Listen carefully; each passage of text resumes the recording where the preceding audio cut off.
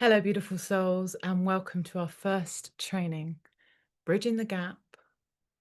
So we go from that longing, that feeling of disconnect to really more living. Yeah. I want you to really feel the depth of this work and to really start to anchor this knowing within you because I want you to feel more connected to yourself, more empowered, and the chances are that you're feeling that pull if you're here. And knowing that where you are isn't quite it. It may be good, it may be okay, it may be a struggle, but you know there's more. You know it can be different. And this is where I want you to really understand how you get from there to there. And this is the first step. This is the doorway. And we are going to be really helping you close that gap and understand why it exists, right? Because more often than not, it's us getting in our own damn way. True story. So, first and foremost, though, you've probably talked a lot about where you want to be, or you've got some ideas, or you've got some ideas of where other people have told you should be.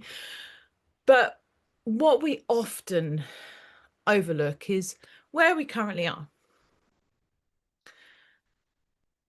because it can feel uncomfortable. It can feel like I should be further along.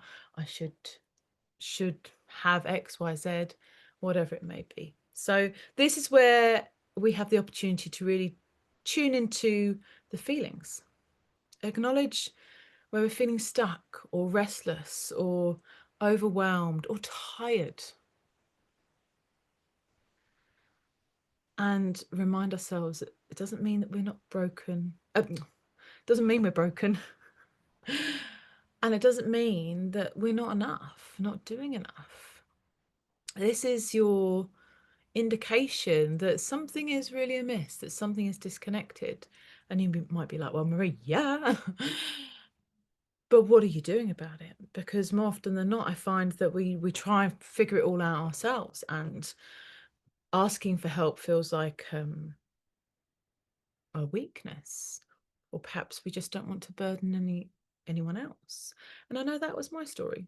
So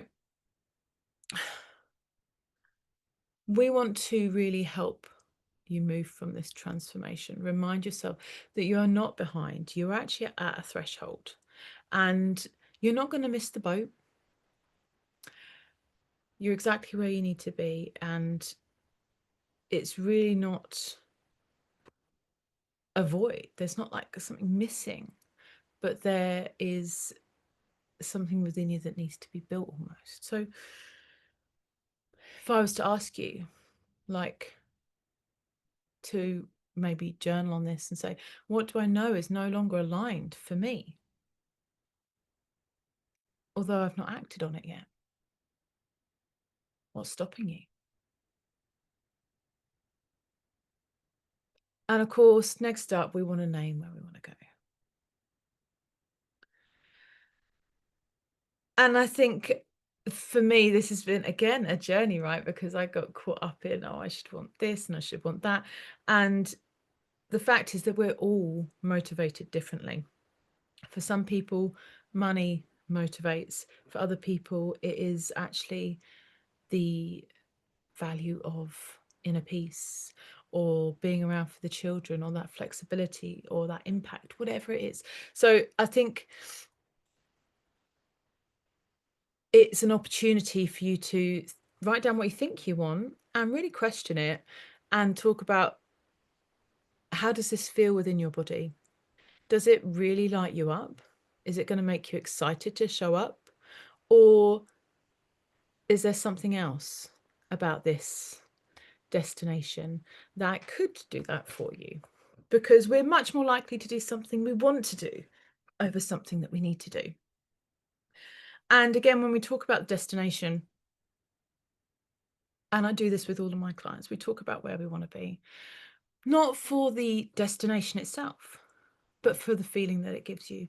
Because anything that we want in this life is for the feeling we believe it's going to give us, whether it be cars, holidays, people, relationships, whatever. and who we get to be when we have achieved these things. So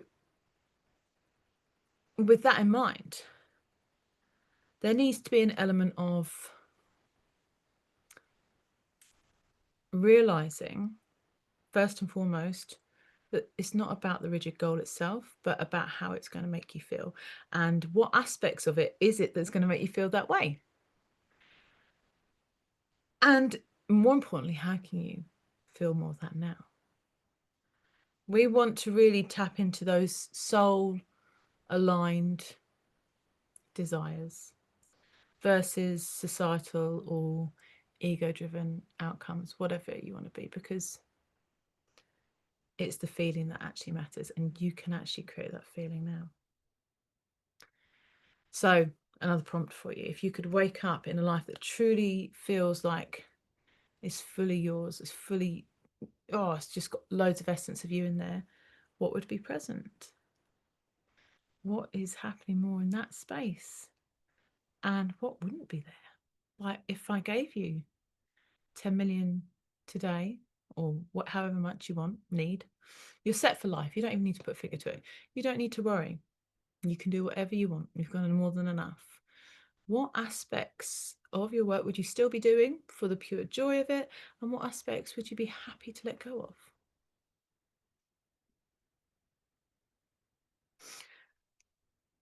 Then the other thing I'd like you to remember is that these gaps between where we want to go and where we want to be are normal. When you get to where you want to be, there's going to be another space that you want to move into, another bit of growth. That, I believe, is part of the human evolution. Not everyone is here for the growth, but I believe that if we are to have a truly joy-filled life, then growth is part of that. So there's always going to be an element of disconnection, getting out of that comfort zone in order to move through that. And of course, there are lots of layers to this. We've got the societal conditioning, old identities, outdated survival patterns, right? Because a lot of the time we're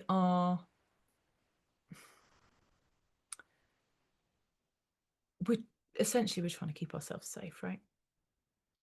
And there are certain essences of familiarity, of connection with community and such like that, that when we start to change, it feels like we're not safe. That maybe we won't be accepted by people anymore, not the same people. And so it's a really interesting part of life to navigate, because you then have to ask yourself, well, am I going to follow what I really feel is my calling and where I should be? Or am I going to stay in this comfort space and perhaps look back in years to come and wish I had done those things? So really, I want you to ask yourself, are you more attached to your past or to your future? I encourage you to shift that loyalty to your future, to really feel into and talk about that more than your past. And then perhaps ask yourself, what old identities or beliefs am I still trying to uphold that no longer reflect who I am?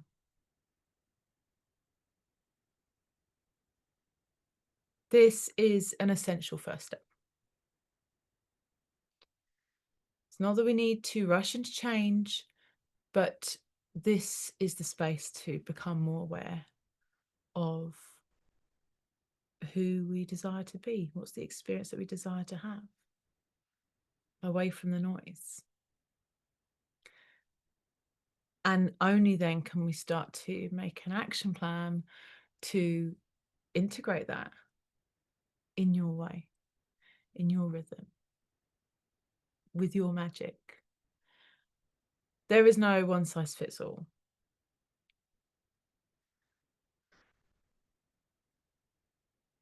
But until then, think about the things we talked about today. Listen again if you need to. And remember, it doesn't start until you are really willing to dive in. And there's a part of you that's already ready. What's the fear stopping you from moving forward?